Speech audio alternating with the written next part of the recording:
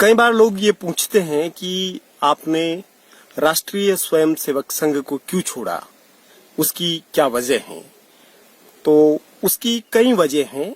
आज मैं आपको वो 10 कारण गिनाना चाहता हूं जिनकी वजह से मैंने आरएसएस को छोड़ा। सबसे पहली बात तो ये है कि वो लोग अवैज्ञानिक बातें सिखाते हैं और मेरा सबसे पहला जो उनके साथ एक विद्रोह जो शुरू हुआ, बगावत जो शुरू हुई, वो उन्हीं बातों पर शुरू हुई कि आप जो स्कूल में पढ़ाया जा रहा है और जो आप शाखा में सिखा रहे हैं वो दोनों मेल नहीं खाता है। वहां पर हमें ये सिखाया जा रहा है कि सूर्य आग का गोला है और आप सूर्य नमस्कार करवा रहे हैं और उसको देवता कह रहे हैं, और वो ये भी आप बता रहे हैं कि हनुमान जी इतने पावरफुल थे कि वो सूर्य को निगल गए थे। तो किन बातों पर हम विश्वास करें? तो अवैज्ञानिक बातें इस तरह की बहुत सारी सिखाई जाती थी। मुसलमानों और अन्य धर्मों के लोगों से नफरत करना सिखाया जाता था। तो ये नहीं कहा जाता था कि इन धर्मों से नफरत करनी है, लेकिन ये सिखाया जाता था कि ये आक्रांता है, मलेच्छ है, यवन है, विदेशी है, विधर्मी है, ये बाहर से आए हुए लोग हैं, इनका इस धरती से कोई लेन देना नहीं है। ये न भारत को जन्मभूमि मानते हैं, न पुण्य भूमि मानते हैं, न पितृभूमि मानते हैं, न धर्म भूमि मानते हैं। तो इस तरीके से अन्य धर्म के लोगों के प्रति नफरत का भाव भरा जाता था।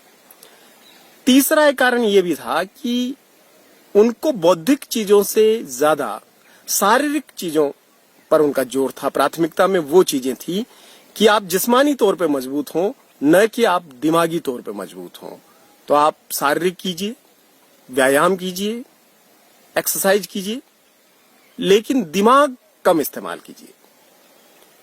फिर वहां पर जो हेजेमनी थी, जिन समुदायों का कब्जा था, खास तौर पे कहने के लिए समग्र हिंदू समाज था, वृहत्तर हिंदू समाज की बात की जाती थी, लेकिन संघ में मैंने ये भी पाया कि वहां पर अपर कास्ट हिंदुओं का पूरी तरीके से वर्चस्व है और उनमें भी खास तौर पे ब्राह्मण और बनिया समुदाय पूरी तरीके से वहां पर उन पर हावी है। उन्हें विचारकों से बिल्कुल नफरत है। उन्हें केवल प्रचारक चाहिए। जो कुछ नागपुर से कह दिया जाए वैसा का वैसा नीचे तक आना चाहिए, ऐसा उनका भावना रहती है। और संविधान को वो नहीं मानते। उनके लिए मनु महाराज हैं, मनु भगवान हैं, महर्षि मनु हैं, और मनुस्मृति उनका आदर्श ग्रंथ भी है।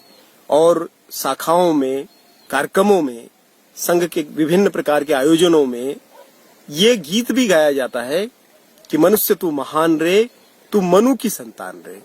तो वो मनु को इतना ज्यादा जोड़ देते हैं और एक तरीके से मनुवादी लोग हैं और जाति को विशिष्टता मानते हैं, वर्णों का पूरी तरीके से समर्थन करते हैं। उनकी कथनी और करनी का फर्क भी मैंने बहुत साफ तौर पे देखा। हम लोगों को मोटिवेट करके, हम लोगों में बलिदानी भावना भर के हमको भेज दिया उन्होंने अयोध्या की तरफ, ट्रेन में बिठा दिया, और हमको मोटिवेट करने वाले लोग या तो भीलवाड़ा ही रह गए या फिर अजमेर तक साथ चले और अजमेर से वापस आ गए। तो वो दूसरों को इन चीजों में झोंक देते हैं और खुद को बचाए रखते हैं। जब भी दंगा फसाद और कुछ चीजें होती है तो संघ के बड़े जो अधिकारी हैं और नेता हैं, उनके बच्चे उसमें शामिल नहीं होते। उनके बच्चे अच्छी अच्छी जगहों पर पढ़ते हैं और वो सामान्य जो स्वयंसेवक होते हैं दूसरे समुदायों के, उनको आगे करते हैं। हिंदी, हिंदू, हिंदुस्तान की बड़ी बातें, लेकिन उनके जो संतानें हैं वो मिशनरी कॉन्वेंट स्कूलों में, अंग्रेजी माध्यम के स्कूलों में पढ़ते हैं और हमें हिंदी के प्रति प्रेम भाव और मातृभाषा और राजभाषा, राष्ट्रभाषा कह करके सारी बातें कही जाती है। एक तरीके से धीरे धीरे वो इतना ब्रेन वॉश कर देते हैं कि कट्टरता पैदा हो जाती है और इतनी कट्टरता कि आत्म बलिदान की इच्छा होने लगती है। तो एक तरीके से फिदायनी दस्ते के रूप में तैयार कर देते हैं। जैसे जब राम मंदिर की कार सेवा के लिए पहली बार मैं गया, तब हम लोग गीत गा रहे थे कि राम जी के नाम पर जो हम मर जाएंगे, दुनिया में अपना नाम अमर कर जाएंगे। तो बिल्कुल मरने मारने की स्थिति में हम आ गए थे। आदर्शों की बातें बहुत होती है, लेकिन उन आदर्शों का आचरण में, व्यवहार में, उन सिद्धांतों को स्वयंसेवक में हमने नहीं देखा। तो जो हिंदुवः सोदरा सर्वे की बात करते थे और न हिंदू पतितो भवेत की बात करते थे, वही लोग जातिगत भेदभाव, और छुआछूत भी करते थे, तो ये जो दोगलापन था संघ में वो भी बहुत साफ तौर पे मुझे नजर आता है।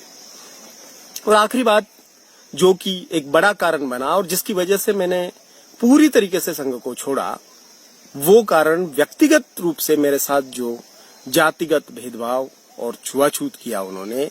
अस्थि कलश यात्रा में आए, मेरे घर में खाने से इनकार किया, पैकेट बनवा करके ले गए और उन खाने के पैकेट्स को भी रास्ते में फेंक करके चले गए और वहां आगे जाकर के दूसरे गांव में अपर कास्ट हिंदुओं के यहाँ खाना बनवा करके रात में उन्होंने खाया।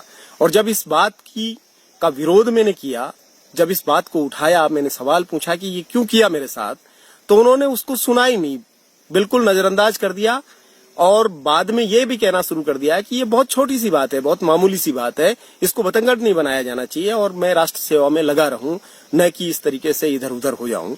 तो एक जो मेरे लिए स्वाभिमान का प्रश्न था, मेरी जो अस्मिता का प्रश्न था, मेरी जो पहचान का प्रश्न था, वो उनके लिए कोई मायने नहीं रखता था। उनके लिए वो बहुत छोटी सी बात थी और वो जो बहुत छोटी सी बात थी वो मेरे लिए बहुत बड़ी बात हुई और मैंने उसका पूरा संघर्ष को जारी रखा।